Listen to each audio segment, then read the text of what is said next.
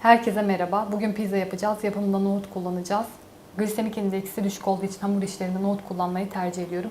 Mercimek gibi baskın bir tadı da olmadığı için birçok hamura da yakışıyor. Hemen başlayalım. Bir kase nohut kullanacağım. Geceden suya bastım, sabaha kadar şişti. Şu an içinde hiç su yok. Susuz olması gerekiyor. Bunu kabıma aktarıyorum. Bir tane yumurta. Fisilyum kullanacağım. Karnıyarık otu tozu. Kaşık ölçüsünü göstereceğim. Fisilyum hamuru bir arada tutmak için kullanılıyor. Oldukça da faydalı bir şey. Orta dolulukta bir kaşık. Her tarafa gezdiriyorum. Biraz tuz ekleyeceğim.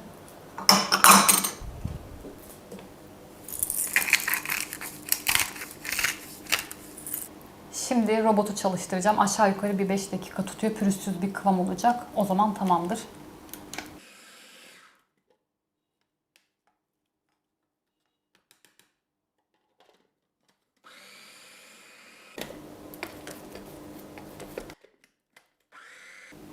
İçinde nohut kırıntıları kalmadı. Pürüzsüz bir kıvam oldu. Şimdi tepsiye alacağım hemen.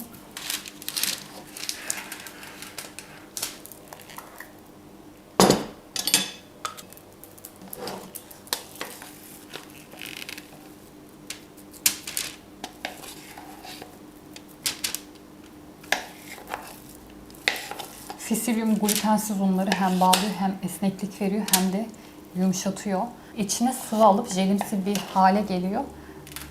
Nohutu da biraz, nohutun kıvamını da biraz koyulaştırdı zaten.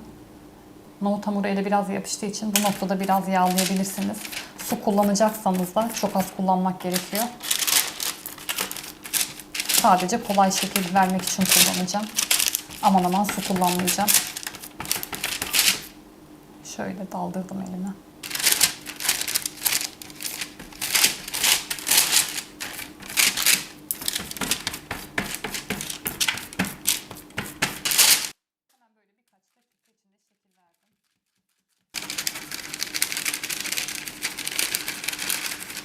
Hemen böyle birkaç dakika içinde şekil verdim. Şimdi sosunu hazırlayacağız. Çok daha su kullandım. Sosu için bir yemek kaşığı domates salçası, bir çay kaşığı kadar kekik. Ben top kekik kullandığım için şöyle ezeceğim.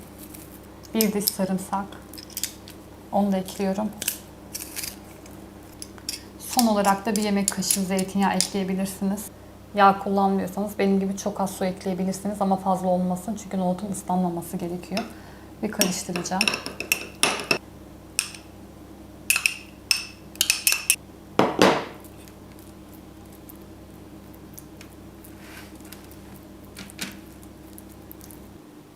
Sosu da hallettik. Şimdi peynir ekleyeceğim üzerine.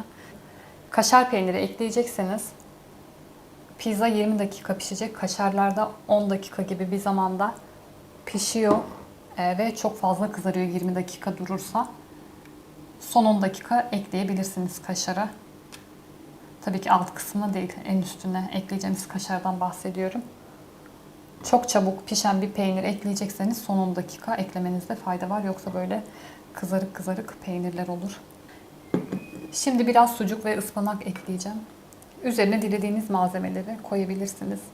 Ben anneme yaptığım için sucuklu ve ıspanaklı seviyor.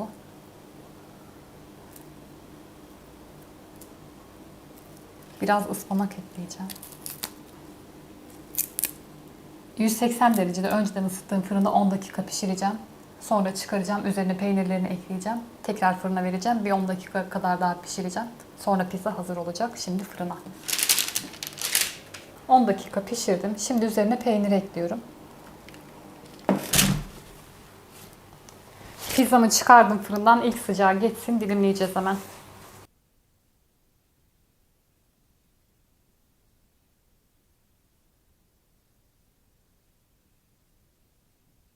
Önce şöyle bir elime alacağım. Dökülüp saçılmıyor. Tek parça halinde duruyor.